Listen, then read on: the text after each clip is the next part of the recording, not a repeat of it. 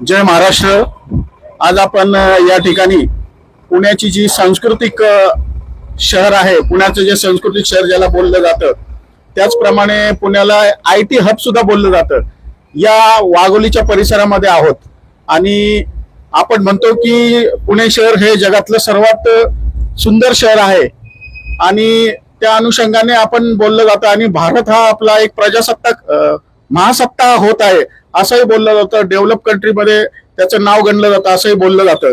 परंतु जर का आपण इथं बघितलं या वाघोलीच्या परिसरामध्ये, म्हणजे पुणे शहरामध्ये ही वाघोली आहे, परंतु या ठिकाणची जी परिस्थिती आपण बघितली तर या ठिकाणी बघा, या ठिकाणी जे रस्ते आहेत त्या रस्ते आहेत का पाणी आहे का नदी आहे का ओढा आहे हे समजत नाही या ठिकाणी आपण बघू शकता. आणि हे फक्त एका रस्त्यावर नाही तर या मागच्या रस्त्यावर पण तीच परिस्थिती आहे. या रस्त्याला या रस्त्याला पण तीच परिस्थिती आहे. आणि फक्त या रस्त्यातच नाही, संपूर्ण वाघोलीमध्ये हीच परिस्थिती आहे. लोकांचं जे जीवन आहे ते अतिशय भयानक झालेलं आहे. फक्त पाण्याचाच, ड्रेनेजचा प्रॉब्लेम किंवा पाण्याचा प्रॉब्लेम नाही तर रस्त्याचा प्रॉब्लेम आहे, ट्रॅफिकचा प्रॉब्लेम आहे, अनेक प्रॉब्लेम या ठिकाणी आहेत. तर आपण आमच्या सम्यक क्रांती चॅनलच्या माध्यमातून इथे आलेलो आहे आणि आपण या ठिकाणी जे काही आमरण उपोषण आहे पुणे महानगरपालिकेच्या विरोधामध्ये ते या ठिकाणी सुरू आहे. आणि जी टीम वाको आहे त्या वाकोच्या माध्यमातून हे आंदोलन सुरू आहे. आपण जे वाकोचे प्रमुख आहेत त्यांच्याकडनं जाणून घेऊया की मला वाटतं 2 वर्षापूर्वी महानगरपालिकेच्या इथं यांनी आंदोलन केलं होतं आणि त्यावेळेस महानगरपालिकेच्या समोर आम्ही त्यांच्याशी जोडलो गेलो. तेव्हापासून यांच्याशी आम्ही संपर्कामध्ये आहोत आणि गेले अनेक आंदोलन करून सुद्धा अनेक कार्यक्रम केले. म्हणजे लोकसभेचं निवडणूक असताना सुद्धा त्यांनी एक कार्यक्रम आयोजित केला होता की लोकसभेचे जे उमेदवार आहेत त्यांना बोलून की बाबा तुम्ही ह्या वाघोलीचा प्रॉब्लेम कसा सॉल्व्ह करणार आहे. त्यानंतर विधानसभा इलेक्शन आलं. विधानसभेच्या इलेक्शन मध्ये सुद्धा त्यांनी एक कार्यक्रम आयोजित केला आणि विधानसभेचे जे आमदार असतील किंवा उमेदवार असतील त्यांना सुद्धा बोलून त्यांनी विचारणा केली, त्यांच्याशी संपर्क केला की बाबा हे वाघोलीचे प्रॉब्लेम कशा प्रकारे सॉल्व्ह करणार आहे निवडणुकीच्या नंतर. तर टीम वाकोचे जे प्रमुख आहेत त्यांच्याकडनं जाणून घेऊया की सर या ठिकाणी काय परिस्थिती आहे. तुम्ही खूप सारा टॅक्स भरता आणि नागरिकांच्या ज्या सुविधा आहेत त्या सुविधा मिळत नाही. या ठिकाणी खूप सारे सोसायटी आहे, सुशिक्षित लोक आहेत, तरी सुद्धा महानगरपालिका असेल, सरकार असेल, तुमच्याकडे कुठल्याही प्रकारे लक्ष देत नाही. काय सांगाल? आता मी सर्वात अगोदर मी एकच गोष्ट सांगतोय की मागच्या 10-15 वर्षात वाघोलीचे हे जे लोक आहेत ते किमान 2,000 ते 2,500 टॅक्स भरून सुद्धा आम्हाला रोड भेटत नाहीये, ड्रेनेज भेटत नाहीये, पिण्याचं पाणीचं काही सोयी सुविधा नाहीये. तरी सुद्धा आम्हाला प्रॉपर्टी टॅक्स ते पाठवतात PMC चे लोक. आम्हाला तुम्ही बेसिक सुविधा, पायाभूत सुविधा तर तुम्ही देत नाही तर तुम्ही टॅक्स का मागता? पहिली गोष्ट. आणि दुसरी गोष्ट काय, हे जे PMRDA चे लोक आहेत आणि PMC चे जे लोक आहेत ते टाउन प्लॅनिंगच्या नावाने, नंतर प्रॉपर्टी टॅक्सच्या नावाने, अगोदर ग्रामपंचायत होता, ग्रामपंचायत मध्ये सुद्धा आम्ही टॅक्स भरत होतो. म्हणजे किमान 5,000 करोडपेक्षा जास्त टॅक्स भरून सुद्धा जर आम्हाला पाणी भेटत नाही, ड्रेनेज भेटत नाहीये, रोड भेटत नाहीये, मग आपण काय करू? शेवटी एक पर्याय होता आमरण उपोषण. आपण आता आमरण उपोषण करतोय. पण आजची जी परिस्थिती आहे, आम्ही IV इस्टेट रोडच्या समोर आहोत आणि इकडची परिस्थिती तुम्ही बघा. अख्ख्या वाघोलीमध्ये ड्रेनेजची प्रॉब्लेम आहे, पण सर्वात मोठा प्रॉब्लेम जर असेल अख्ख्या वाघोलीमध्ये तो म्हणजे IV इस्टेट रोडची ड्रेनेजची प्रॉब्लेम. आता जर IV इस्टेटची तुम्ही बघितलं ना, अख्ख्या वाघोलीमध्ये सर्वात मोठा फेडरेशन आहे जिथे किमान 25,000 लोक राहतात. 5,000 पेक्षा जास्त फ्लॅट्स आहेत तिकडे. एवढा सगळं कर भरून सुद्धा जर आम्हाला ड्रेनेज भेटत नाहीये मग काय करायचं? एवढी भयानक परिस्थिती झालेली आहे इकडे.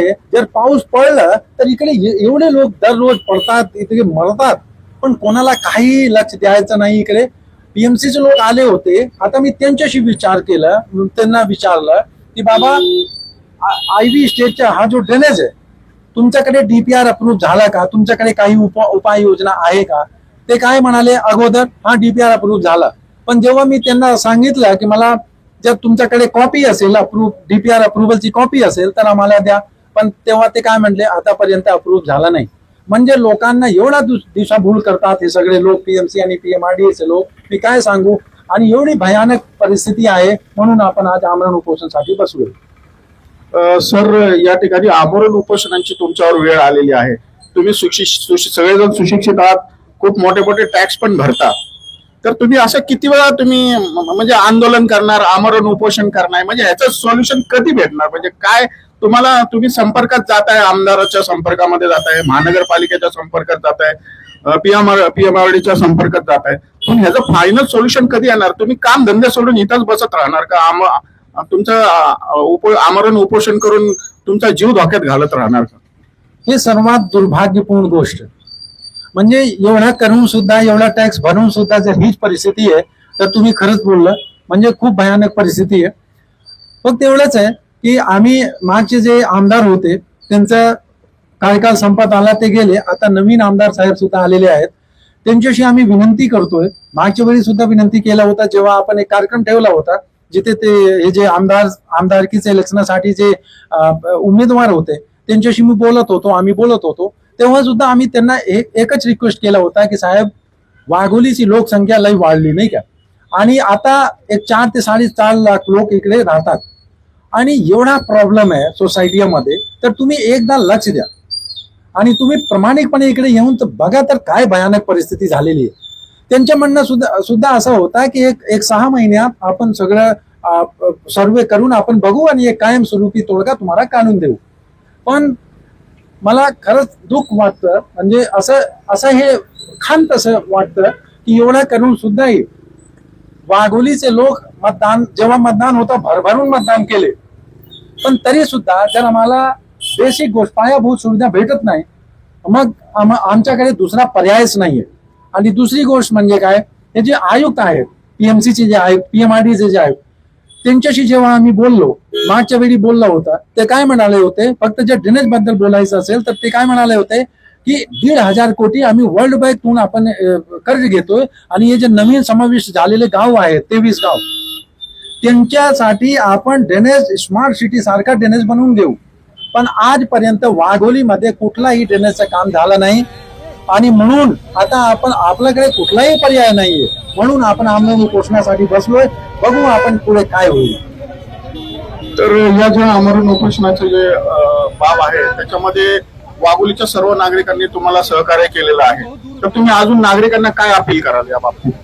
मी नागरिकांना, हे सगळे माझेच भाऊ बहीण भगिनी, हे सगळे माझेच आहे, मी कोणी नेता नाहीये. फक्त एवढेच मी सगळ्यांना विनंती करतोय, काल सुद्धा जेव्हा पाऊस पडला आणि एवढे लोक इकडे पडत होते ना, गिरत होते, तर सगळ्यांसोबत माझं बोलणं सुद्धा झालं. मी सगळ्यांना एवढं विनंती केला की तुम्ही सगळे पुढे या, कारण हे जे लोक आहेत ना त्यांचे खूप मोठी तातडीचे लोक आहेत, त्यांना काही फरक पडत नाही. तुमचे काय परिस्थिती आहे त्यांना काही घेणं देणं नाहीये. म्हणून मी सर्वांना रिक्वेस्ट केला, आजही सुद्धा तुमच्या माध्यमातून सुद्धा मी एवढंच रिक्वेस्ट करतोय की तुम्ही सगळे या. हे जे आयव्ही फेडरेशनचे लोक, आयव्ही परिसरात राहणारे जेवढे लोक आहेत, तुम्ही सगळे लोक पुढे या आणि हे समस्या तुम्ही मांडा. लोकांच्या समस्या तुम्ही जोपर्यंत मांडत नाही, तुम्ही स्वतः कोणी लक्ष घालणार नाही. आपण बघितलं की भारताने आता 4.19 ट्रिलियनची इकॉनॉमी केलेली आहे, म्हणजे भारताने जपानला मागे टाकलेलं आहे आणि भारत आता 4थ्या क्रमांकावर आलेला आहे आणि सगळ्या जगामध्ये आपलं नाव होतंय. तर अशा परिस्थितीमध्ये हा भारत तसाच आहे का, काय वाटतं तुम्हाला? मी एवढा माणूस नाहीये की मी अख्ख्या म्हणजे इकॉनॉमी बद्दल बोलू. मला फक्त वाघोली बद्दल बोलायचं. वाघोली बद्दल मी एवढं सांगू शकतो आणि खात्री करतोय की कुठलीही इकॉनॉमी असू द्या, कुठल्याही परिस्थितीत, हे जी परिस्थिती, जेवढी घाण परिस्थिती वाघोलीमध्ये झालेली आहे, एवढी परिस्थिती तर कुठेही अख्ख्या भारतात नाही तर अख्ख्या विश्वमध्ये कुठे नाहीये. आणि म्हणून मी लोकांना रिक्वेस्ट करतोय आणि तुमच्या माध्यमातून मी हे जे जिम्मेदार लोक आहेत, पीएमसीचे आयुक्त आणि पीएमआरडीचे आयुक्त, त्यांना सुद्धा मी हात जोडून विनंती करतोय की कुठलीही आमची इकॉनॉमी 1 नंबरवर येऊ द्या, 5 नंबरवर येऊ द्या, पण आम्हाला रोड आणि ड्रेनेज द्या. म्हणजे इंडिपेंडंट झाल्यानंतर 78 वर्ष झालं आणि आम्हाला रोड, पाणी, ड्रेनेज भेटत नाही. मी इकॉनॉमी बद्दल मी काय बोलू साहेब? कोणी पीएमसीचे लोक, पीएमआरडीचे लोक किंवा प्रशासकीय अधिकारी किंवा आमदार, नगरसेवक, खासदार कोणी या ठिकाणी आलंय का की बाबा तुम्ही आता आमरण उपोषण करताय तर तुम्ही या बाबतीत तुम्हाला काही विचारणा करण्यासाठी? सर्वात अगोदर नगरसेवकाचं इलेक्शन झालेलं नाहीये. 2021 मध्ये वाघोली पुणे महानगरपालिकेमध्ये समाविष्ट झाला आणि 4 वर्ष झाला कुठलाही इलेक्शन इकडे झालं नाही नगरसेवकाबद्दल जर बोलायचं असेल तर. दुसरी गोष्ट काय, आज आमदार साहेब सकाळी आले होते, जेव्हा आपण आमरण उपोषणाची सुरुवात केली तेव्हा ते आले होते आणि त्यांचं म्हणणं असं होतं की ठीक आहे आपण उपाययोजना करतोय आणि हे जे स्थानिक लोक आहेत किंवा जे काही अडचण असेल आपण उपाययोजना करतोय आणि लवकरात लवकर आपण करू. पण प्रॉब्लेम काय आहे की हे जी गोष्ट आहे की आपण आज करू, उद्या करू, परवा करू, आता उपाययोजना करतोय, आता यांच्याशी बोलणं झालं, आता डीपीआर अप्रूव्ह झाला, बजेट अप्रूव्ह झालं, हे सगळं ते सांगत आहात. म्हणजे ते सांगत आहेत किती, एक 8-10 वर्ष झालं, पण आम्हाला कुठलाही डीपीआर, अप्रूव्ह डीपीआर किंवा कुठलाही बजेट, डेडिकेटेड बजेट आणि टाइमलाईन आम्हाला भेटला नाही.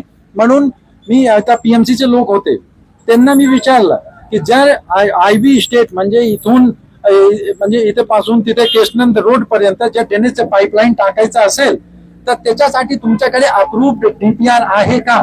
त्यांच्या म्हणणं अगोदर काय सांगितले अप्रूव्ड आहे, पण नंतर काय सांगले आता अप्रूव्ह झालं नाही. म्हणजे फक्त लोकांना दिशाभूल करतात. हे जे पीएमसीचे लोक आहेत ते प्रामाणिकपणे काही बोलत नाही, हे खूपच दुर्दैवी. आपण बघू शकता की या ठिकाणी हे जे काही आंदोलनाला लोक आलेले आहेत, एक लहान मुलं त्यांच्या सोबत आहेत, त्यांना घेऊन या ठिकाणी यावं लागतं. कारण घरची परिस्थिती असते की बाबा मुलांना कसं सांभाळायचं. महिला या ठिकाणी आलेल्या आहेत, आपण बघू शकता या ठिकाणी खूप साऱ्या महिला आलेल्या आहेत.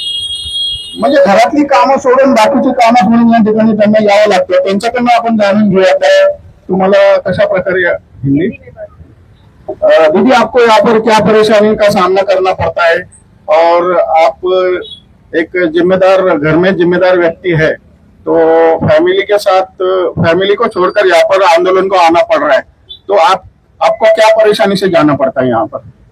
सर मैं डेली ऑफिस जाती हूँ, आप खुद ही देखो यहाँ पे कैसे स्कूटी से निकलेगा कोई आदमी. लोग फिर भी कोशिश करके निकल जा रहे हैं. एक औरत के लिए सोचिए कितना मुश्किल है. अभी फ्राइडे बारिश हुई थी, मेरी स्कूटी और मैं दोनों बहने वाले थे उस पानी के साथ.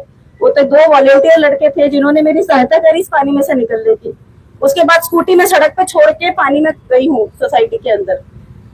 तो ये परेशानी तो सभी के सामने है. टैक्स भरते हैं? टैक्स भरते हैं? बिल्कुल, क्यों नहीं भरते, सारा टैक्स भरते. अभी फ्लैट लिया है मैंने 6 महीने पहले, सब कुछ दिया है, स्टैम्प ड्यूटी वगैरह सब गई है. उसके बाद हमें ये सड़क मिल रही है जिसमें गंदा पानी बह रहा है, जिसकी वजह से मुझे 3 दिन से इन्फेक्शन है. स्टैम्प ड्यूटी तो आपने बहुत मजबूत भरी होगी क्योंकि आपने नया फ्लैट लिया है, फिर भी यहाँ पर परेशानी हो रही है. बिल्कुल हो रही है, क्यों नहीं हो रही है. स्टैम्प ड्यूटी के बाद ये हालात हैं रोड के. और जहाँ पर हम पुणे को मेट्रोपॉलिटन सिटी कह रहे हैं, कंट्री कहाँ से कहाँ जा रही है, वहाँ पे ड्रेनेज सिस्टम और सड़कें हमें ये मिल रही है. ये नहीं हमें कबूल होगा. पीएमसी को आके इसका सोल्यूशन देना होगा, ऐसे नहीं होगा. तो यहाँ पर अभी ये आफत हो गई है कि जो अनिल कुमार मिश्रा जी है और उनकी टीम है आप लोगों की, तो यहाँ पर आमरण उपोषण कर रहा है, मतलब यहाँ पर जान की बाजी लगा रहे हैं. तो आप क्या कहेंगे लोगों से क्या अपील करेंगे? मैं लोगों से बस यही कहूंगी कि प्लीज आप लोग आइए अपने घर से निकल के और यहाँ पर बैठिए, इस टीम का साथ दीजिए जो हमारे लिए खड़े हैं यहाँ पर. हम उन्हें अगर आज अकेला छोड़ देंगे तो हम इस पानी में ही चलते रहेंगे और हमारी फैमिली, हमारे बच्चे बीमारी से ग्रस्त हो जाएंगे.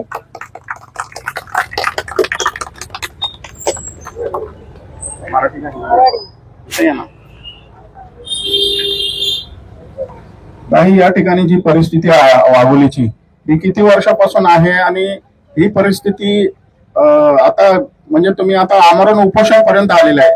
अनेक आंदोलन केले, अनेक तुम्ही कार्यक्रम घेतले, बरेच प्रयत्न केले, तरी सुद्धा या ठिकाणी परिस्थिती आहे तीच आहे, उलट अजून खराब झालेली आहे. तर कशा प्रकारे तुम्हाला त्रास सहन करावा लागतो, काय परिस्थिती आहे तिथे? जय महाराष्ट्र.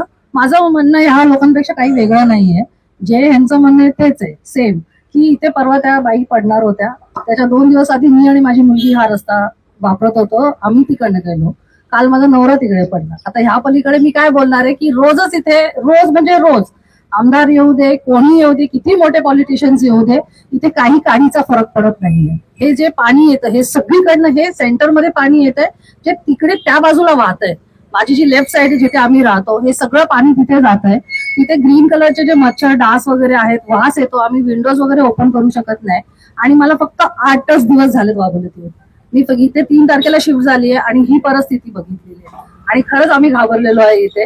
जर हे असं कंटिन्यू राहिलं ना तर मला नाही वाटत की हे कधी डेव्हलपमेंट मध्ये वगैरे जाईल. मोठ्या गोष्टी असतात, फार मोठ्या गोष्टी बोलल्या वेगळं असतं आणि ते करण्यांमध्ये फरक असतो. या ठिकाणी फक्त ड्रेनेजचाच प्रॉब्लेम आहे का अजून काय प्रॉब्लेम आहे? मेजरली तर आता ड्रेनेज आहे, कारण हे जे पाणी तुम्ही बघताय ना हे नुसतं ड्रेनेज किंवा पावसाळी पाणी नाहीये, ह्याच्यामध्ये एसटीपी वगैरे बरंच काय काय पाणी येतं, त्याच्याने लोक फार आजारी झालेली आहे. तर मेजर ते, आणि हा 2 दिवसाचा पाऊस आहे, फक्त 2 दिवस, अजून आपल्याला 4 महिने काढायचे. ट्रॅफिकचा प्रॉब्लेम असेल, पिण्याच्या पाण्याचा प्रॉब्लेम असेल, इतर काय प्रॉब्लेम? सगळे पिण्याच्या पाण्यापासून रोडचे प्रॉब्लेम्स म्हणा, तुम्ही रस्त्याने चालण्याचे प्रॉब्लेम म्हणा, म्हणजे बरेच प्रॉब्लेम्स आहेत तिथे, खूप प्रॉब्लेम्स आहेत. कोण बोलतोय इथे? काय परिस्थिती आहे, काय म्हणणं आहे तुमचं, काय मागणी आहे? सर, मी 6 वाजता कामावर येते. या अशा परिस्थितीत मी कसा मजबूत जाऊ शकतो? 10 घरी मला कामाला फिरायला लागते. जर मला वेळेवर गेले तरच कामाला ठेवतात, नाही तर नाही ठेवत. तर माझे 3 दिवस झाले, शुक्रवारी 7 वाजता काम झाले, मी 8 वाजता थांबले, मला पलीकडे कोणी सोडलं नाही. इतकं पाणी येतं, इतक्या एवढ्या पाण्यातून मी रोड पास करून गेलेले. एक तर पडले तिथं पाण्यातून, एक पोरगा आलं गाडीवर ना, म्हटलं ताई कुठं जायचं, म्हणलं बिजेसला जायचं. तर म्हटलं त्यांनी तिथपर्यंत सोडलंय, तिथून मग मी चालत गेले. माझी गाडी अंदर 3 दिवस झाले ठेवलेले, मला मी गाडी घेऊ शकत नाही, काय पाण्यामुळे मला गाडी जातच नाही. सकाळी 7 वाजता तर संध्याकाळी 10 वाजता 8 वाजता आम्ही घरी जायचं, आणि कधी स्वयंपाक करायचं, कधी काय करायचं, अशा पाण्याशिवाय आम्ही जाऊ शकत नाही ना. मग टायमर आम्हाला कामावर जावंच लागतं, नाही गेलं तर आम्हाला ओरडतात लोक, तुम्ही टायमर येत नाहीत म्हणून. मग कसं जायचं आम्ही? गाडी असते तर 2 मिनिटात आम्ही जाऊ शकतो, पालक अशा घाण पाण्यात नाही जाऊ शकत. जर बेमारी पडलं तर ते जबाबदारी कोणाची असते? आम्हीच करतो शकत ना. मग एवढे पैसे कुठून आणायचे आम्ही? एवढा 3 दिवस झाले पाण्यातून चालायला गाडी माझी आता मध्येच ठेवलेली. तर या ठिकाणी काही नागरिक आहेत, ज्यावेळेस इलेक्शन असतं त्यावेळेस तुमच्याकडे जे प्रतिनिधी आहेत, उमेदवार आहेत, ते येतात. तर जेव्हा इलेक्शन असतं तेव्हा प्रतिनिधी तुमच्याकडे येऊन अक्षरशः पाया पडत असतील आणि गायवाया करत असतील की तुम्ही मला मतदान द्या, आम्ही सगळे प्रॉब्लेम सॉल्व्ह करू. परंतु परिस्थिती आहे तशीच आहे. काय तुमचं म्हणणं आहे साहेब? यासाठी माझं म्हणणं आहे की पूर्णपणे बिल्डर आणि प्रशासन जबाबदार आहे.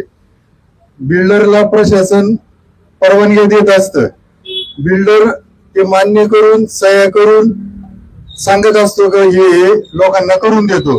लोकांचे पैसे बिल्डर 1 रुपया घेत असतो, कुणालाही सुट्टी देत नाही. मग बिल्डर ही कामं करून का देत नाही? मग बिल्डरला काहीतरी अडचणी येते, त्याला कारण प्रशासन आहे. मग प्रशासनाने त्यांच्या जबाबदाऱ्या पार पाडून करून द्याव्या. जर प्रशासनाला जमत नसेल तर त्यांना नोकरीवरून काढून टाकलं पाहिजे. वरची जे काही सरकार वगैरे आहे, जे आज आमदार आहे किंवा त्यांच्यावर जे आहेत, त्यांना का नोकरीवरून काढू शकत नाही? त्यांना काढलं पाहिजे नोकरीवरनं. त्यांना वाढवायला कळायला पाहिजे का इथून काय घाण होती, कशासाठी येते असले.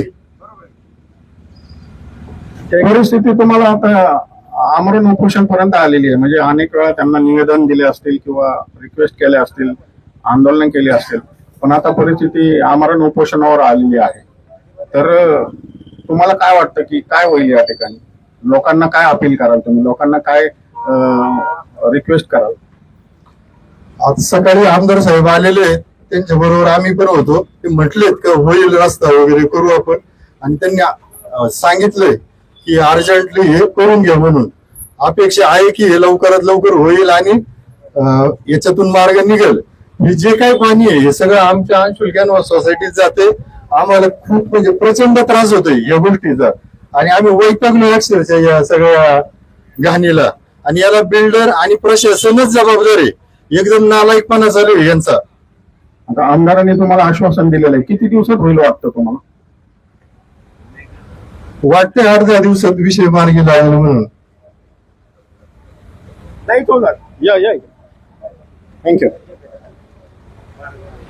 आमदार साहेबांनी आश्वासन दिले की हे लवकरात लवकर करू. तुम्हाला काय वाटतं होईल का? कारण इतके वर्ष झालेलं नाहीये, तर आता 8-10 दिवसात होईल का? मग आता हे आमरण उपोषणची वेळ आलेली आहे, तर माणसाने मारायचं का या ठिकाणी?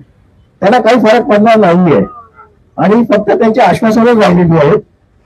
हे हा आत्ताचा विषय नाहीये, गेल्या 4-5 वर्ष आणि आता ही परिस्थिती ज्या लोक जागी झाली. पण मी तुम्हाला सांगतो ना, लोक अजून जागेला नाहीये. त्यांना माहिती आहे लोकांना पाण्यामध्ये यायला जायला इतकं फ्री असतं ना की त्यांना वाटतं हा काय पाणी उडतंय, हे उडतंय, ते उडतंय, फार ते थ्रिल वाटतं. त्याच्यामुळे त्यांना अक्षरशः मजा वाटते, दुसरं काही नाही. ना तर आज ही परिस्थिती आधीच नसते आपल्यावर. इथं प्यायच्या पाण्याची सोय नाही, पण ड्रेनेज एकदम पुढे भरलेले कमरेपर्यंत. पैसे पण असेल तर चालेल, पण कमीत कमी जे त्यांनी वायदा केला होता की आम्ही पाणी घेऊ म्हणून, रस्त्याचं पाणी येऊन गेलं. बरं नाला पाणी नाही तरी चाललं असेल, पण रस्त्याचं पाणी आलं. ट्रॅफिकच्या समस्या सुटल्यात का या ठिकाणी? ट्रॅफिक वाघोलीच्या रस्त्यावर खूप मोठा आहे, तर त्या समस्या कशा प्रकारे आहेत? त्या सुटणार नाहीयेत हे मी ठामपणे सांगू शकतो. मी गेले 20 वर्ष मी पुण्यातून नगर रोड प्रवास करतो. माझा वैयक्तिक अनुभव असा आहे, जिथे जिथे वस्ती नाही आहे तिथे रस्ते रुंद केलेले आहेत आणि परत जिथे वस्ती आहे तिथे परत ते असं आलेलं आहे. तर त्याचा काही उपयोग होणार नाहीये. यांनी व्यवस्थित प्लॅनिंग करून जे आता काही सांगितलं ना पूल बांधणार आहेत म्हणून, ते फक्त ते आश्वासन आहेत. कधी होईल काही सांगता येणार नाही. आणि जर समजा झालं तर त्यात आम्ही सुखी होऊ. मग इथे या ना, इथे. या ठिकाणी मुलांना घेऊन आंदोलनाला यावं लागतंय आणि त्यांच्या पाठीमागे बघितलं की तुम्ही हे जे ड्रेनेज आहे, रस्त्यावरची जे पाणी आहे ते अक्षरशः नदीसारखं पाणी झालेलं आहे. आपल्या पुण्यामधली नदी ह्याच्यापेक्षा कमी झालेली आहे, सुकलेली आहे, परंतु इथं वाघोलीच्या रस्त्यावर पाणी तेवढं जास्त आहे पुण्याच्या नदीपेक्षा. तर तुम्ही मुलांना घेऊन आलेला आहे, काय त्रास होतो तुम्हाला? आम्ही रोज ऑफिसला जाणारे लोक आहे.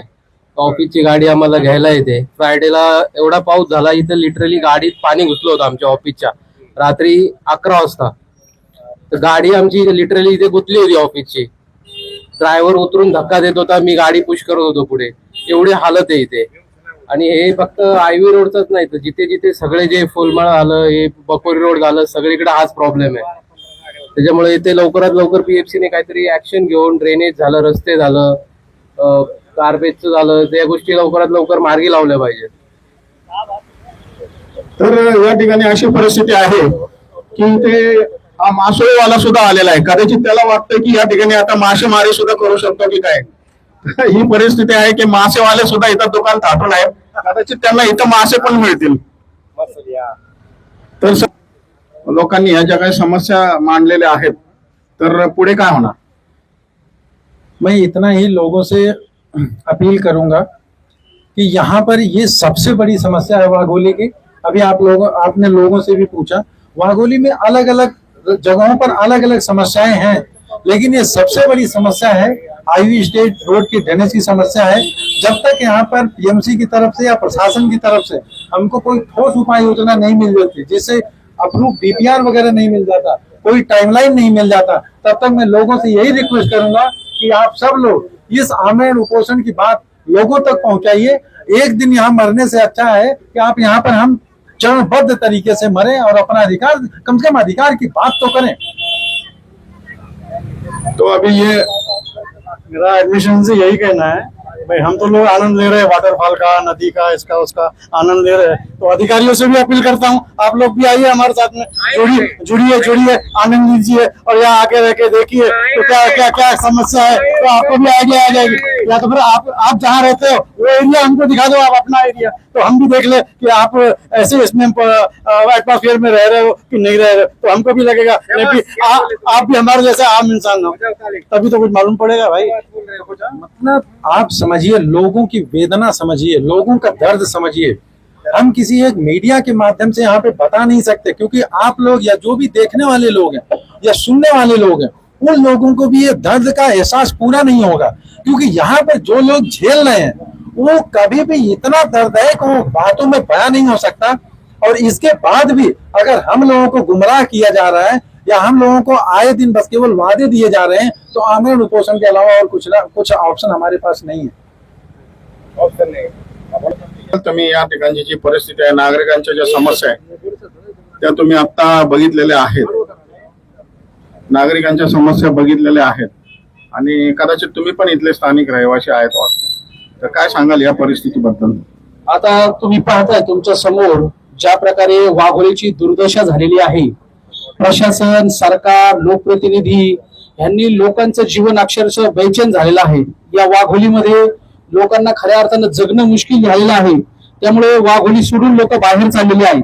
वाघोलीचं शहरीकरण, नागरीकरण झपाट्यानं होतंय हे कोणी प्रशासन मान्यच करत नाहीये।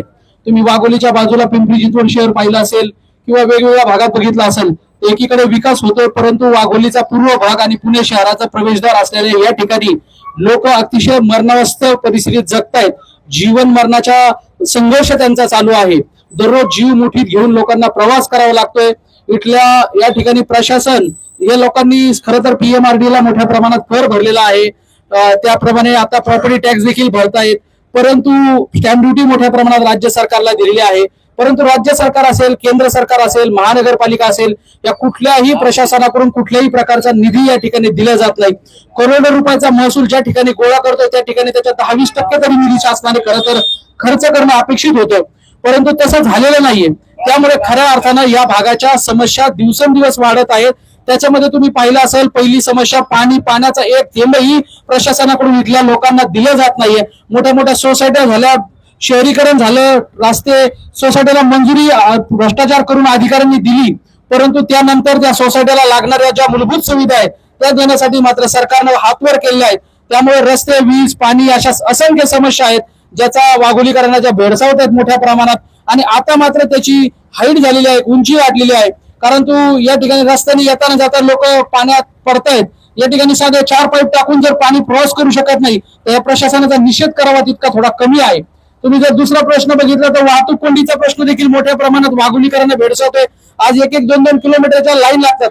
नगरवरनं जर कुणी पुण्याला यायला निघालं तर 2 तासात नगरमध्ये येतं, परंतु ह्या 25 किलोमीटरच्या अंतरात साधारणतः पुढे 1.5 तास लागतो। ही खरं तर एक शोकांतिका आहे। वाहतुकीची कोंडीची मोठी समस्या आहे, पाण्याची मोठी समस्या आहे। हे ड्रेनेज लाईन रस्त्याचं सगळं गटारातलं पाणी, ड्रेनेजचं पाणी या रस्त्यावरती येते, इथं लोकांचं आरोग्य धोक्यात आलंय। मात्र हे पाणी रस्त्यावरती सगळे गंगा वाहत असताना सोसायटी धारकांना मात्र पाणी 1500, 1700, 2000 रुपये टँकरने विकत घ्यावं लागतंय। ही खरी दुर्दैवी बाब आहे या लोकांची। पाण्याचा प्रश्न गंभीर आहे। तुम्ही पतदिवे या ठिकाणी बंद असतात, प्रशासनाचं लक्ष नाही, येत नाही, पाहत नाही। अतिशय म्हणजे इतका हलगर्जीपणा पुणे महानगरपालिकेच्या कार्यक्षेत्रात। आपण पुणे शहराच्या जवळ राहतोय की कुठे एखाद्या महाराष्ट्राच्या कोपऱ्यात राहतो अशी सर्वसामान्य जनतेला प्रश्न पडलेला आहे। त्यामुळे ही अतिशय गंभीर बाब आहे। पुणे महानगरपालिकेचे आयुक्त असतील, पुणे जिल्ह्याचे पालकमंत्री अजितदादा पवार असतील, यांना मी आपल्या माध्यमातून विनंती करतो की तुम्ही वाघोलीला या। आम्ही त्या दिवशी आपले पुणे महानगरपालिकेचे आयुक्त नवल किशोर राम यांची भेट घेतली, त्यांना वाघोलीच्या समस्याची माहिती, फोटो, व्हिडिओ दिले। त्यांनी काही थोड्याफार प्रमाणात सहकार्य करण्याची अपेक्षा दाखवत हालचाल केली नाही, परंतु एवढेच फक्त मलमपट्टी पुरेशी नाहीये। तुम्ही जर पुढचा प्रश्न बघितला तर वाघोलीतील मोठा प्रश्न आहे कचऱ्याचा। तुम्ही जर कुठल्याही रोडला जा, तुम्ही बकोरी रस्त्याला जा, फुलमळा रोडला जा, केसनंद रोडला जा, बाईप रोडला जा, लोहा रोडला जा, अतिशय कचऱ्याचे प्रचंड मोठाले ढिगारे पडलेले आहेत।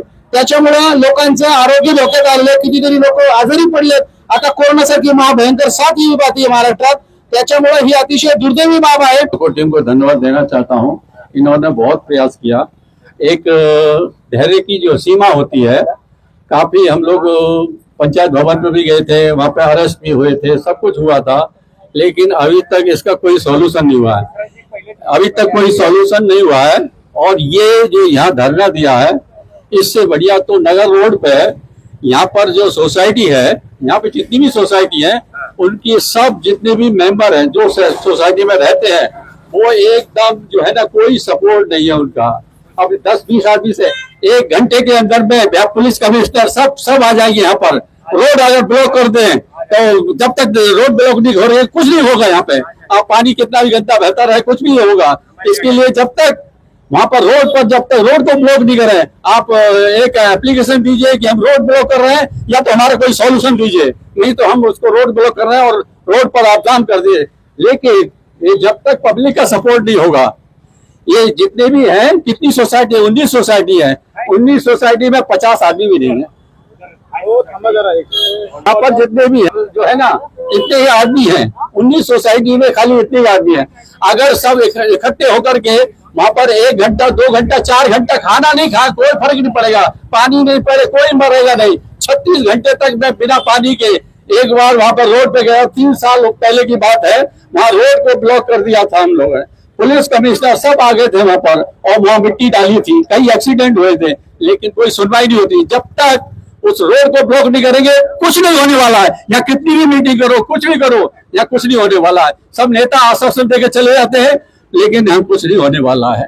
और जब तक यहाँ सपोर्ट नहीं होगा, जब तक यहाँ पर स्ट्रेंथ नहीं होगी, जब तक यहाँ इकट्ठे नहीं होंगे, कुछ नहीं होने वाला है। ये बाको अनिल मिश्रा जो है आप लोग के लिए सबके करता है, लेकिन आप लोग इनके लिए क्या करते हैं? कुछ नहीं करते हैं।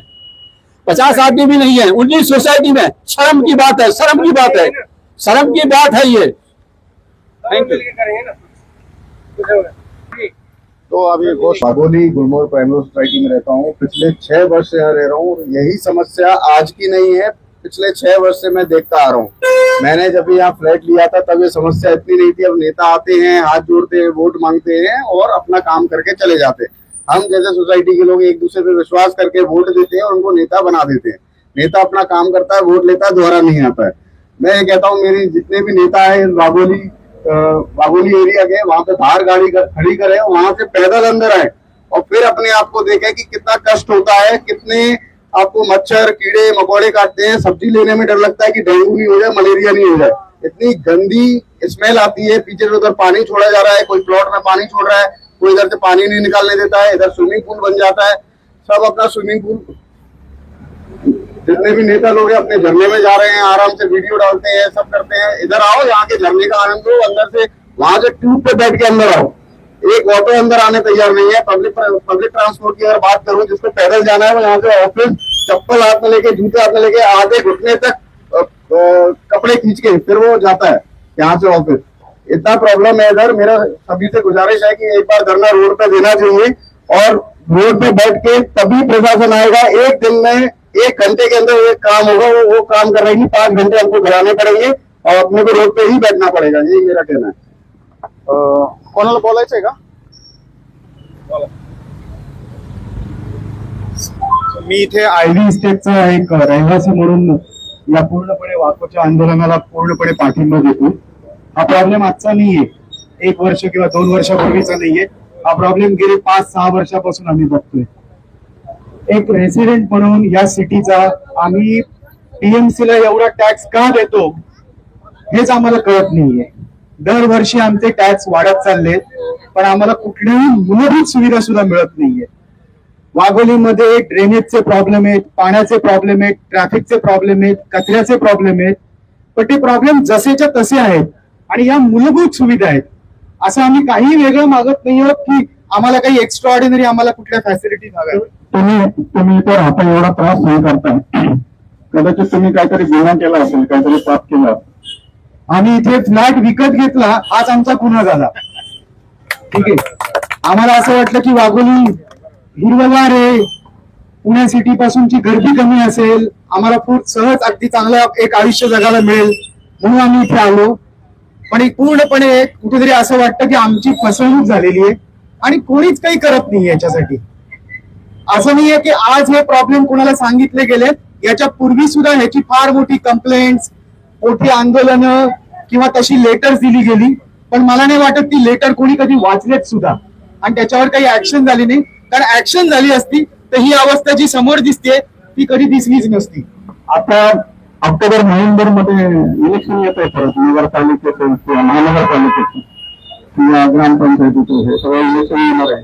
तर त्या इलेक्शन मध्ये तुम्ही आता परत त्यांना वोट देणार आहे, मग त्या इलेक्शन मध्ये तुमची काय भूमिका? आता याचा सगळ्या लोकांनी विचार करायचा वाघोलीचा की खरंच आपण हे टॅक्स द्यायला पाहिजेत का, आपण वोटिंग करायला पाहिजेत का, आणि आपण वोटिंग करतोय ते कोणासाठी करतोय आणि आपले मूलभूत अधिकार काही आपल्याला मिळत आहेत का। धन्यवाद। आता भावी नगरचे बोर्ड लावले इथे जे लोक आहेत ते, इथले जे लोक आहेत त्यामुळे भावी नगरसेवक बोल लावले, पण ते काम नाही करत, फक्त नगरसेवक, भावी नगरसेवक आता इलेक्शन होणार ना तेव्हा आधी तुम्ही दिवसांना म्हणून सांगता त्याचं नाव घ्या ना, त्याचं नाव घ्या. नाव कशाला घ्यायचं नाही नाही, त्याचं नाव घ्या इकडे. भावी नगरसेवक. एवढं धन्यवाद तो अनिल कुमार जी, अभी चुनाव आ रहे हैं। चुनाव में तो अक्टूबर नवंबर में चुनाव है और उस वक्त तो कुछ पानी वगैरह नहीं रहेगा। चुनाव के 1 महीना पहला पूरा वागुली क्लीन रहेगा, ट्रैफिक की समस्या के पास ध्यान दिया जाएगा 1 महीने के लिए। ऐसा लगता है आपको कि क्या होगा चुनाव में? ये समस्या यहाँ पर ये है कि जब हम आम जनता की नजर से देखते हैं तो चाहे वो बारिश का सीजन हो या ना हो, हमको यहाँ पे सीधा सीधा रोड की प्रॉब्लम, ड्रेनेज की प्रॉब्लम और यहाँ पर पानी तो मिलता ही नहीं है, हमको वो दिखता है। लेकिन जब इन लोगों की नजर से देखते हैं, आयुक्त के या कमिश्नर के नजर से देखते हैं, तो इन लोगों को ये पूरा हाईवे दिखता है, इनको पूरा क्लीन दिखता है। तो इसलिए यहाँ पर प्रॉब्लम वैसी है, लेकिन नजर नजर का फेर है कि यहाँ पर देखिए वहां पर लोग गिर गए हैं। तर आपण बघू शकता की या ठिकाणी लोक पडलेले आहेत आणि पाण्याची जी समस्या आहे, ड्रेनेजची समस्या आहे, ती सॉल्व्ह करायचा स्वतः प्रयत्न करत आहेत। आजोबा आहेत, वयस्कर आजोबा म्हातारे आहेत आणि ते प्रयत्न स्वतः करत आहेत की एवढी भयानक परिस्थिती या वाघोलीमध्ये आहे आणि ट्रॅफिकचा तर प्रॉब्लेम आहेच आहे, परंतु इथे पाण्याचा ड्रेनेजचा प्रॉब्लेम इतका भयानक आहे की लोकांना त्रास सहन करावा लागतो।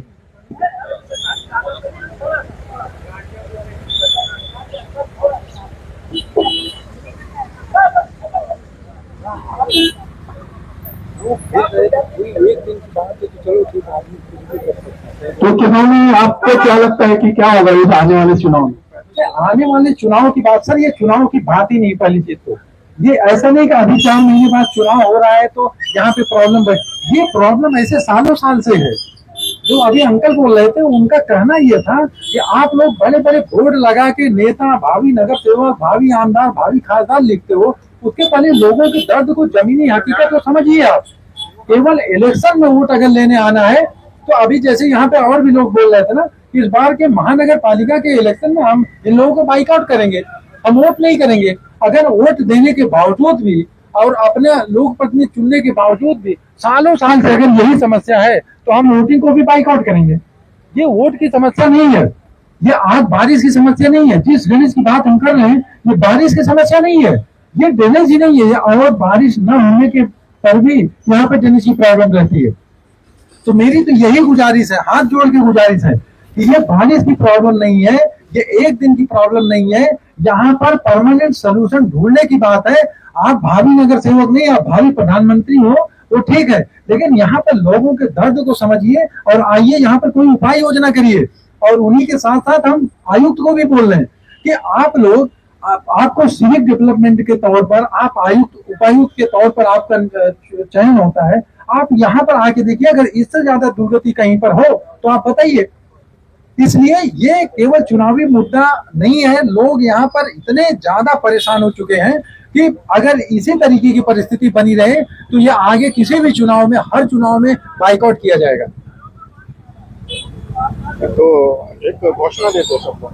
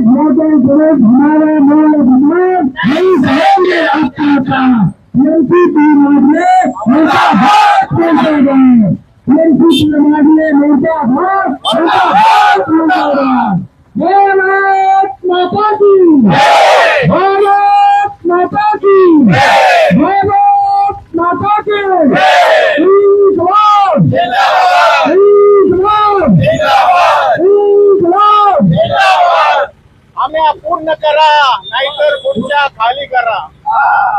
पूर्ण करा नाहीतर पुढच्या काही करा, आमच्या मागण्या पूर्ण करा नाहीतर पुढच्या काही करा. मुर्दाबाद मुर्दाबाद मुर्दाबाद मुर्दाबाद मुर्दाबाद मुर्दाबाद मुर्दाबाद पीएमआरडी पीएमसी मुर्दाबाद मुर्दाबाद मुर्दाबाद पीएमसी पीएमआरडी मुर्दाबाद मुर्दाबाद मुर्दाबाद. ये हमारी आखिरी चेतावनी है, ये हमारी आखिरी चेतावनी है. इसके बाद हम नगर रोड पे मिलेंगे, इसके बाद हम नगर रोड पे मिलेंगे. अगर हमारी वहाँ के जो है चोरी नहीं की, एक हफ्ते के अंदर में अगर इसका कोई सॉल्यूशन नहीं हुआ तो हम नगर रोड पर जाम करेंगे. आपको चेतावनी दे रहे हैं पूरे प्रशासन को, और हम पुलिस पे भी उसकी एप्लीकेशन देंगे कि हम लोग के नगर रोड पे हम जाम दे रहे हैं. आप 2 घंटे जाए कर लीजिए. आपका आधार है आप कर सकते